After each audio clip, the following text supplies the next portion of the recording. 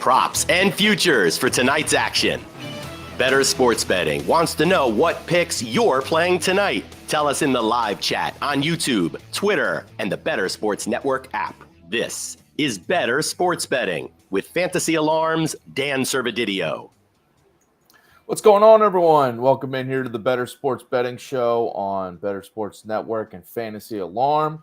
Appreciate everyone joining in here on a Wednesday afternoon as we give out some sports betting picks, go through some week one odds, always good to look ahead a week early, see what's, moving and shaking in some of these odds for week one. So we'll do that. We got some baseball betting picks we'll give out for a Wednesday night slate. And I got Jon Impemba with me here on a Wednesday. What's up, John? Not too much, Dan. Yeah, filling in for Howard Bender here. Well, he's off fishing there, following fish around. I think was he in Denver? Was he in Colorado? Wherever he's going. So I meet you and the Bettor Sports Betting Show for the next few days. Awesome stuff. Love it. Yeah, you and me are both tied into the baseball world, so we'll of course give out those picks a little bit later. But wanted to start with some NFL because everyone's got their drafts. If you're doing fantasy, you're doing that, but also betting wise, if you're putting in any early bets before some week one line movement, because Monday, Tuesday, we might see some of these odds changing a little bit just with some, injury reports, all that stuff. So we want to dive into that now. And if you haven't already, go check out Fantasy Alarm, obviously the draft guide, the cheat sheet for fantasy football. But Andrew Cooper just put out an article going through every single team, every NFL team, going through what is their biggest questions, for fantasy, but also just for season long, betting wise and all that, just to kind of look through, depth charts, especially after the roster cut deadline we just saw yesterday. Just one of the biggest questions you want to keep in mind for all these teams as you're going through it. So go check that article out now. And with that in mind here, just want to look at some of the notable week one odds and lines that are out right now on DraftKings, but you can look anywhere. But on DraftKings, that's what we'll reference here. How about the Thursday night football game? First game of the season. We got Detroit Lions at Kansas City Chiefs to kick off this 2023 season. Chiefs 6.5-point favorites right now. 54 is the over-under there. Interesting that the Chiefs are, the line is right at 6.5. So if you want to get that key number of 7, you got to take the Chiefs on the spread here. Any early leans you like for this first game? Obviously next week, on Thursday's show of next week, we'll dive into this and give out any picks and stuff. But any early leans for this one? Listen, obviously we are excited with the way the Lions finished last year, but I don't think anybody should be in any delusion that week one in Kansas City to open the season that they're going to be a competitive football team here. I don't think so. I would be taking the Chiefs, given the 6.5. You get the touchdown here with Mahomes. Again, I understand the Lions are a team that's certainly kind of on the come, but look at that offense. It is. Again, I'm bullish on Jahmyr Gibbs as almost anybody, but after Amon-Ra St. Brown, they don't have much else there. It's a running game that they're going to have to ride. They have a game-managing quarterback. No Jameson Williams. They have a rookie tight end. They're relying on like Josh Reynolds or Marvin Jones or something like that to be to keep pace with this Chiefs offense. That I just think at home they're going to be ready to go. Defending their championship. So I'm going to take the Chiefs minus 6.5 there. All right. Yeah, I'm leaning towards the Chiefs, but I also have in the back of my mind, I don't have any stats to back this up right now, but I'm sure next week I will have something ready, is the fact that the Chiefs, how many times they don't cover the spread, especially when the spread is like close to a touchdown or double digits. It's just not as often as you'd think. They win these games, but the times where they might allow a late score late when they pull the foot off the gas, where teams can cover even at home. This is an instance where we've seen even with Mahomes there too. So that has me a little worried for the spread there, but I do think it'll probably be, a higher scoring game. This is one of the higher spreads that we've seen for week one at 54. So that has me kind of looking at the over too. I do think it'll be, even with the Lions offense having some questions, I just think it'll be a more offensive game. first game of the season. Why not root for some offense in the first game? By the way, we got if you got any questions, any picks you want to give out for any of these games or for baseball tonight, definitely hit us up in the chat here, and we'll get to them as they come in. We got Paul chiming in here as we're talking NFL here, but we got Paul asking about baseball tonight. Framber Valdez or Bryce Miller, I think it is, for the Mariners. Maybe he's talking, season long, but I guess betting wise, could be seasonal. You have more confidence in Framber Valdez or Miller here. Framber Valdez is either going to no-hit the Red Sox or give up 7 runs because that's just been the way Framber Valdez has pitched. He had 7 no-hit innings, but he walked 5 in his last start, so they had to pull him at 114 pitches. He had the perfect game or no-hitter earlier in the year as well, and then wedged in between that was a whole bunch of not-so-great game outings. I would lean Bryce Miller here going up against, I think, do they still have Oakland? They still playing Oakland? I should know this. I feel like they're still playing Oakland. They are. Yeah, give me Bryce Miller against Oakland here tonight, then trusting Framber against the Red Sox. Well, and the thing with Miller against Oakland, so that game is actually at 4:10 Eastern. Both these games over starting up at 4:10 p.m. Eastern. So just a few minutes here if you want to make that decision. I would go Miller too. Just a better chance at getting the win too. Better chance at, I think, going a little deeper because they had George Kirby scratched yesterday. Yesterday's show, I gave out a Kirby, to record a win prop, and he ended up getting scratched. Luke Weaver was the starter for them. It didn't go well for Seattle. So I feel like they're going to want Miller to go a little bit deeper into this one too, just in general, that game theory standpoint. So, we're both leaning Miller for you, Paul, for that decision. All right, going back to NFL here, looking at some more week 1 look-ahead lines for next week. The other one of the other notable games here, I just found this spread very interesting. The San Francisco 49ers, 2.5-point favorites on the road against the Pittsburgh Steelers. 40.5 is that over under. I immediately saw this, and I think it was at 3 actually, like maybe last week. And some money's coming on the Steelers, and I'd back the Steelers. I'd look at them on the money line too because Mike Tomlin's going to have his team ready at home here. When they're home underdogs, again, I don't have these exact stats, but he covers the spread and wins outright a lot more often than you think as a home underdog with the Steelers. So I'd immediately look to them. I mean, we got Brock Purdy, back for the 49ers. Yeah. Totally not totally bought into him being, on the road here in a tough spot at Pittsburgh. It'd be different as a different team, but I'd be looking at Steelers right away here. I'm not even going to argue, honestly. For a couple of years now, a going trend when myself and Howard Bender do the NFL DFS show is Steelers at home. Their splits were just ridiculous. Just something about being at home. Their sack rates were like almost double at home than it was on the road. Their fantasy points were the same way. They were a turnover machine. Obviously, Watt plays a big factor into that. If he's on the field, he's just a nightmare for teams to have to worry about. It's week 1, so it doesn't necessarily play into the exact narrative, but you do have a West Coast team traveling East Coast. Yeah. There is that time difference. Again, it's week 1, so they have more time to sort of just like settle in and get ready. They're not playing a week, having to get up and then travel. But, there's a lot to that factor. Then to your point, like Purdy was great last year, but, the league has a book on him now, right? Like, so they know where his weaknesses are. I'm with you. I would lean maybe more towards the under in this game than the total if I had to pick one. And as I say that, our producer Adam types in there in our message there, he likes the under as well. Yeah, that's exactly where I was going with this one. I kind of like the under here. Pickett looked good in the preseason, and I've been championing Pickett a lot in fantasy here. What was it? 4 drives, 4 touchdowns for Kenny Pickett during the preseason. I like that offense, but the 49ers defense, I think they're going to come to play a little bit too. So I'd lean the under 40.5 in this one. It wouldn't shock me if Pittsburgh pulled off a week 1 win here, but that one feels a little too close to call for me for spread wise.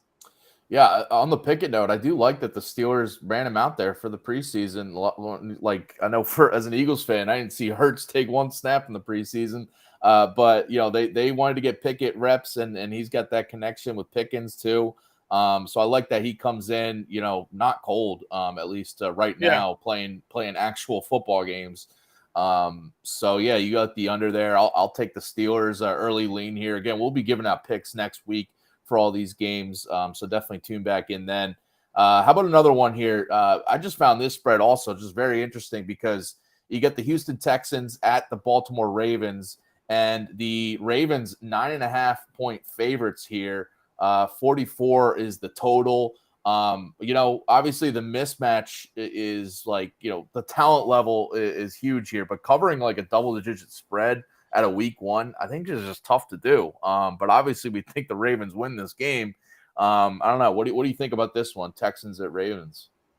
No, I'm going Baltimore here. Rookie quarterback, week one. Stroud did not look good at all during the preseason anyways.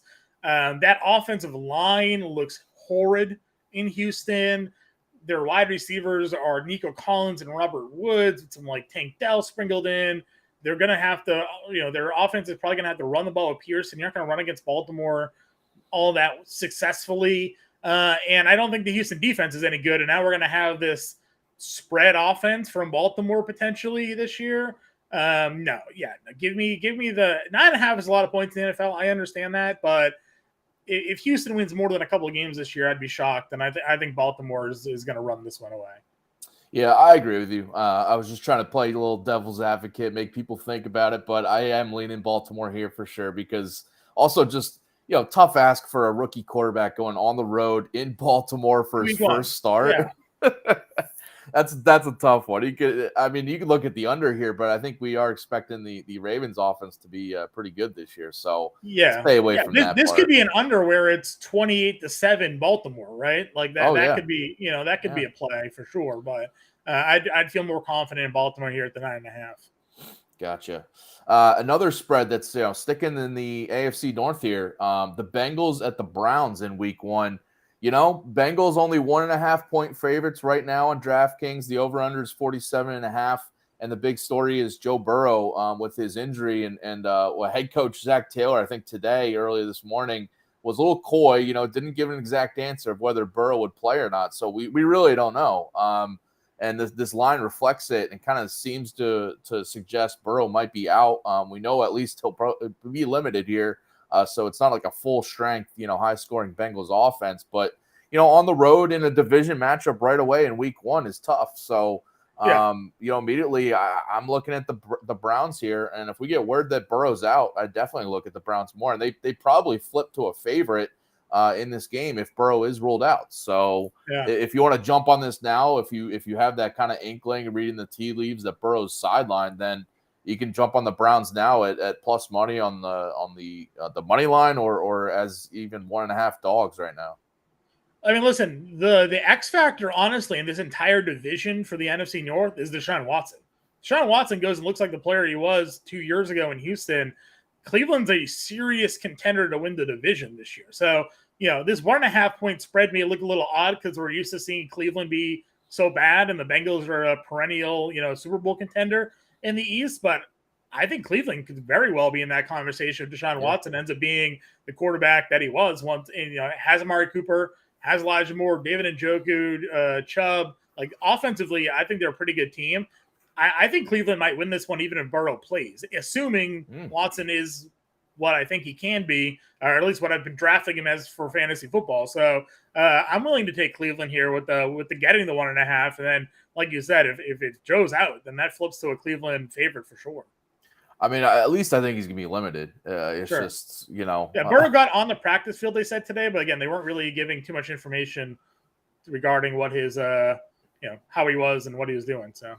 Yeah, this is a line too, in a matchup that you got to check back, Monday, Tuesday, Wednesday practice reports and see, because we'll start to get word, especially just with reporters, stuff's going to leak out. Like if Burrow is not practicing full strength and it's looking like, the backup is getting the most of the starting reps, then you can kind of see this line probably flip. So keep an eye on that one. Another game I had to throw in here because, I'm an Eagles fan, you're a Patriots fan. I had to throw this because our teams are matching up in week one here. The Eagles on the road in New England, 4.5 is the spread for Philadelphia. 44.5 is the over under there. Any inklings, any leans on this one for our teams? Listen, unless Tom Brady retirement day is him coming out of retirement to play in this game, I don't really see how Philadelphia doesn't cover the 4.5.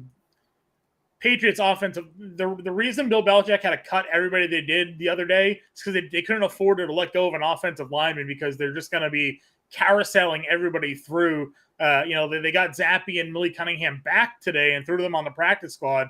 But the offensive line is so bad for New England. Like they had to make 2 trades last week as well to acquire offensive linemen. They're just. I mean, you know what your Eagles front seven looks like. This is good.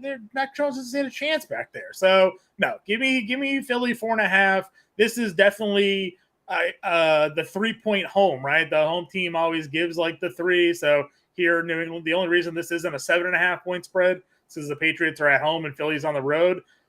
Bill Belichick, the mastermind, all he wants. They have nobody offensively that's going to do anything against this defense. So give me Philly and probably the under in this one, under the 44.5. Yeah, I agree. Not just because I'm an Eagles fan. I'm glad you went that direction because I'm a realistic Patriots fan here. I can't win money being a homer. So I was surprised to see this spread. It's kind of like interesting 4.5 range, where you could see maybe the Patriots keeping it interesting until late in the game. So it makes me a little worried spread wise. And honestly, the Eagles, like, even last year with Hurts, they didn't have a great, against the spread record. More often than not, you'd be like surprised if they just pulled out games, some wins late in the year. I think the under might be the way to go, especially, I mentioned Hurts hasn't played in the preseason all. We know how good he was and this offense was last year, but maybe just on the first half is just a little bit of hiccups. Sure. So even like the first half under could be a way to look for this one too. If you're looking mobile quarterbacks just gave the Patriots trouble last year as well. So again, it just doesn't, the defense has improved a little bit. They drafted Christian Gonzalez, should help the secondary. They moved Mills. Mills, the cornerback. They moved him to safety to replace Devin McCourty, Jalen Mills. And apparently, he's looked a lot better and more comfortable playing kind of the center fielder than the cornerback there. So maybe that kind of resets the defense a bit.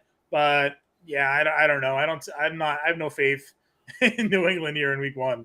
So. Revenge game for Jalen Mills against the Eagles. True. He still has his hair dyed green. So it's, the Green Goblin. Oh, he does? He didn't change it to blue or something? No, he's the Green Goblin is his nickname, but he plays like crap. So, you don't think Belichick maybe has, a few tricks up his sleeve to really, because Brady's, getting retired here. There's that whole storyline. Belichick's probably going to be amped to try to get this win in front of as good as we want to say, like the Patriots home crowd can be, this might be one of the best of the season if their season starts going in a different direction.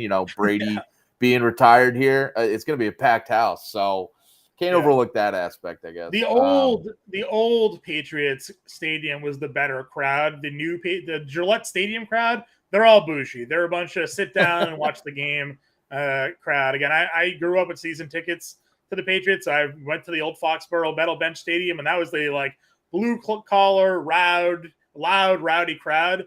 And then I've gone to Gillette, and if you stand up during a red zone, people are yelling at you. So wow, really? Oh yeah, it's bad now. It's like the ticket prices are $300 a ticket, so you get a different kind of crowd these days. So it sounded like the Citi Field Mets Stadium. That's home crowd. All right, last game for week 1 that we want to just touch on here before we get to some baseball picks. The Bills at the Jets. This is Sunday night or Monday night football game to wrap up week 1. And an interesting matchup. The Bills on the road here at the Jets. Aaron Rodgers, at home to host for this opener. 2.5 is the spread for the Bills as the favorites. 46 is the over/under. Any leans here? Rodgers versus Josh Allen. Yeah, I mean, I think the Jets are going to get a lot of favorable lines this year because of Aaron Rodgers being their quarterback, but I still feel like Buffalo's the better team. So I'm going to lean Buffalo with the points at 2.5. And, I think the Jets will be fine. It's hard to bet against Aaron Rodgers. He's Aaron Rodgers, but I think you're going to see a lot of Vegas love to the Jets early on. It gives you some favorable opportunities to take the team facing New York. Yeah, and the Bills, I mean, not a far road trip for them here, so No. you got to take that into account. And yeah, I think there's, early in the season, and I touched on this when me and Howard Bender broke down the AFC win totals on a recent show, and just thinking that there's going to be a little bit of growing pains, I think, early in the year for the Jets offense until Rodgers gets comfortable with, Garrett Wilson or obviously he's got Cobb there and Lazard, but until he really figures out, all right, these are my go-to guys, and the connection between him and Wilson actually comes through. Dalvin Cook, joining a new offense, getting used to the playbook and all that. I could see the offense just sputtering a little bit early on. Of course, it's Rodgers, so like who knows? He could go out there and crush. But our producer Adam Bernard saying he's got under and Buffalo, so kind of the same inkling I'm thinking there. Buffalo maybe just handling this win and keeping it a little lower scoring. I'd be interested to see the trends, the week one trends from maybe last year, the year before. There's even anything to glean from that on over-unders. These first time these teams are playing a full games, and if there's any rust there and maybe defenses kind of win out and we have some low-scoring games or not, something to maybe take a peek at some point. Well, especially on the East Coast where we are, and especially like in New York or the game in Pittsburgh or New England too, or honestly anywhere, Baltimore too, is that early in the season here, there's still some hot weather. I'm in Northern Virginia here, and it's like 85 degrees today. It's hot, so like that's like an aspect where you got defenses maybe a little tired in the second halves, playing these full games now, especially with a lot of the starters not playing in the preseason. So could see some overs be hidden because of some of these tired tired defenses. So yeah, that's something to keep in mind too, I would say. All right, so those are some of the week one look ahead lines that we want to touch on for next week. Of course, next week's shows, especially Thursday night football on Thursday's show, we'll be giving out some picks for that game, Lions at Chiefs. But then Friday's show next week, we'll be giving out some picks, game picks, player props, all that good stuff for NFL. Be full into it. Baseball will be starting to take a little back seat here. So it's football season. Yeah, it's football season. All right, with that in mind, let's turn to tonight for baseball tonight, because we got a bunch of games going on during the day right now. Some games already wrapped up for baseball on Wednesday, but we got some games tonight that we want to give some picks out. So what is your best bet tonight, John? For me, when it comes to my best bet here, I'm going Bobby Witt over 1.5 total bases at -110 over on DraftKings Sportsbook, going up against the Pittsburgh Pirates and Andre Jackson on the mound for Pittsburgh. You look at his lefty-righty splits. Getting lefties out at a really good clip, but righties are hammering him. Over 500 slugging percentage. It's over a 350 weighted on base as well. So I feel like this is a night that Bobby Witt gets it done. I went to go do his 1.5. The hits, runs, and RBIs, think it'd be at 1.5, and it was at 2.5, which made me think his total bases at 1.5 felt like maybe the better play. Yeah. The not to spoil some of your picks up here, but I think you got going heavy on Bobby Witt tonight. You got to. If you feel good about the play, you gotta. So that's like I said to you yesterday, right? Like you gotta just kind of stack and hammer some of these. And did it work out with the Yankees yesterday? Not initially, no, but yeah, it's fine. Well, they hit their team total over, right? They hit the team total over. Yeah. Scooble, we had over 2.5. He had three runs allowed, but only 2 earned, which was kind of depressing. Then I had the Aaron Judge homer call. So, And Dean Kramer, did he get the win? I saw the Orioles won. No, they took him out after 6, and then the Orioles scored 7 runs. Really, really upsetting. Really, they had 1 run through 6, and then they took him out and they scored 7. So Vegas knew. That's why they had the plus odds. Unfortunate. They reeled you in. Thankfully, my George Kirby to get a scratched. win. Yeah, that got voided. So whatever. My best bet is the Rays money line for tonight, going against the Marlins. I just really like this spot for Zach Eflin. 3.21 ERA for him in the month of August, and He's got a quality start in 4 of his last 5 outings, been going strong in that rotation, and they're leaning on him because of just, the injuries they've had in that rotation, but really looking at Eflin to give them strong starts each time. And the Marlins struggling against right-handed pitching lately, 275 WOBA over the past week in this split. And the Rays also have all their top relievers, especially late inning guys available tonight. So I think that's huge for when F1 exits after 6 strong, 7 strong, for the late innings to be locked up for this win. And Jesus Luzardo is on the mound for the Marlins. He just threw 6 shutout innings against the Padres his last start, but before that was very inconsistent. He allowed 4+ runs in each of his previous 4 starts. He still has a 7.85 ERA in the month of August. And the Rays come in here, top-tier offense against left-handed pitching over the past week, over the past 2 weeks. So I like the Rays here to keep it going. Only minus 122 money line on FanDuel was the cheapest you could get that I got. But pretty cheap all across the board if you're looking at money line for the Rays here to just get another win. Make up some ground in that AL wild card. I agree with you. I think this is a good spot for him. I like the matchup, and again, we've really played Miami versus lefties, not much righties here. So I think Eflin's in a good place, and so are the Rays tonight. Yeah. All right. So what are your other picks you got going tonight? Yeah, I mean, when I'm looking at the board again, you kind of hinted at it. I am leaning a little heavy on the Bobby Witt. So again, assuming based off his total bases prop and the hits, runs, and RBIs, going Bobby Witt over half a stolen bag tonight. I think we'll get on first plus 290. Why not? Bobby Witt over only this is where the weird one comes into play. Just to get an RBI, it's plus 150 over a half an RBI, but it is 2.5 hits, runs, and RBIs for his prop. I get he hits second, so they're probably thinking he gets a hit and scores a run, but he's the best hitter on that offense. So get them both. I think we're going to get an RBI out of Bobby Witt at plus 150 and a stolen base out of Bobby Witt tonight at plus 290, and maybe a couple more things from Witt, but we'll talk about that later. Going all in on Bobby Witt here. I mean, listen, the dude's been hot. I can't knock it at all. So I can't knock it. And I've been back in the Royals offense, just kind of looking on those sneaky matchups for opposing pitchers. So Bobby Witt has been a big part of that. I'm going with Garrett Cole here, over 7.5 strikeouts, plus 120 on FanDuel. It's a high line, getting to 8+ strikeouts is tough for any pitcher, but Garrett Cole is a guy that can do it.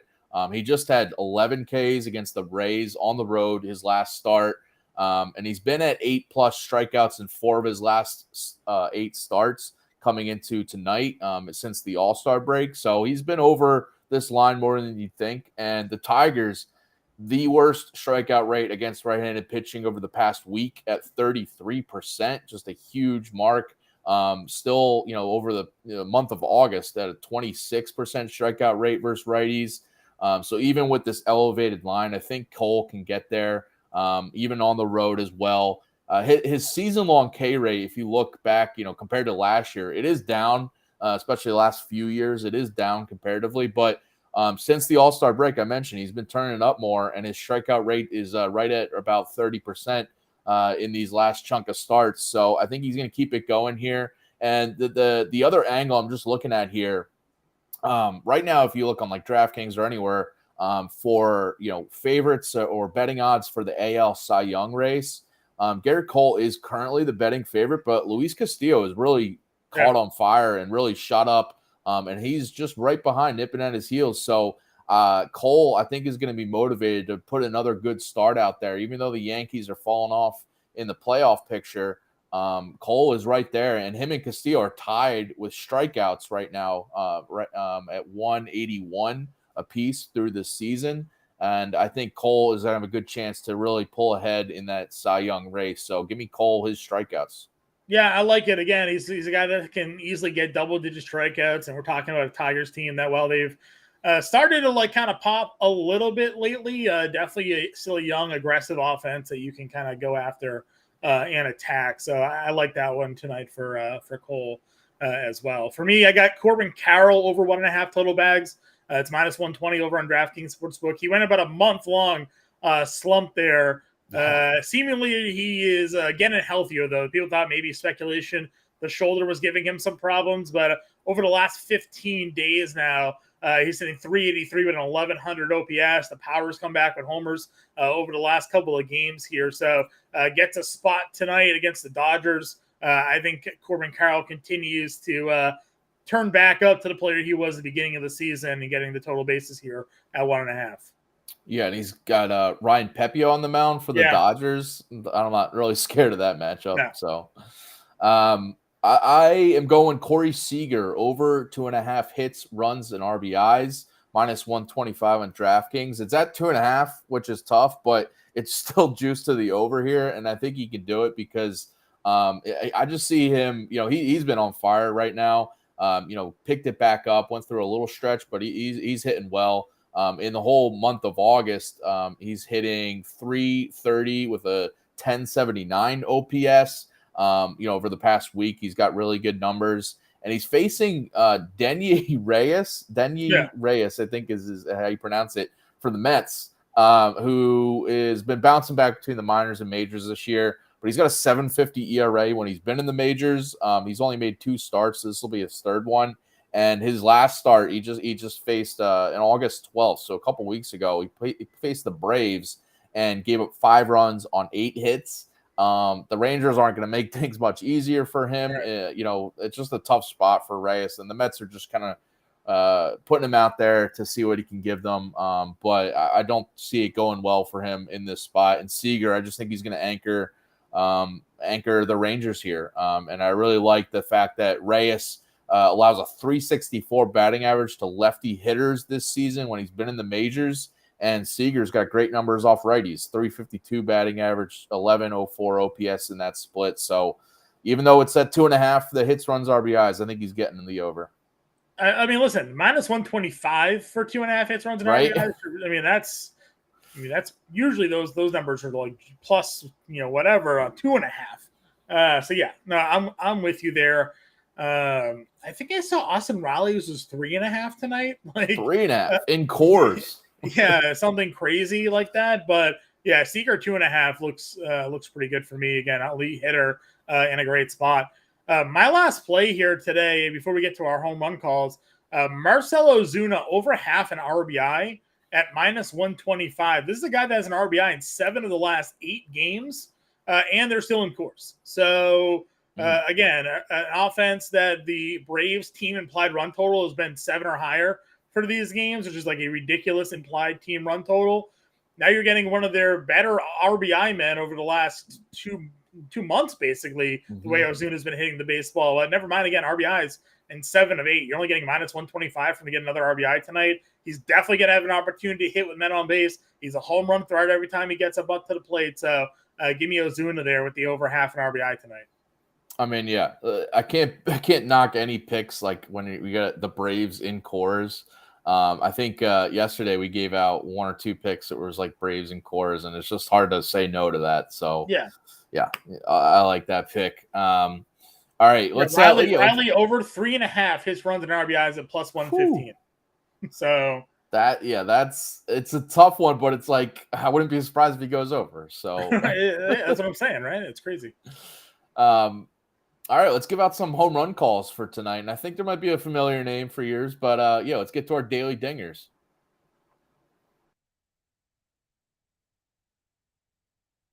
And that baby is gone. Now that's a dinger. All right, John, who you got? Yeah, listen, again, I the trend of the day. I'm going with Bobby Witt here. He is plus 600 to homer tonight over on DraftKings Sportsbook. And as I mentioned, Andre Jackson, 532 slugging percentage allowed to right-handed hitters this year. 5 of the 7 homers he's allowed have been to right-handed hitters. And I understand, only 7 home runs doesn't seem like a lot.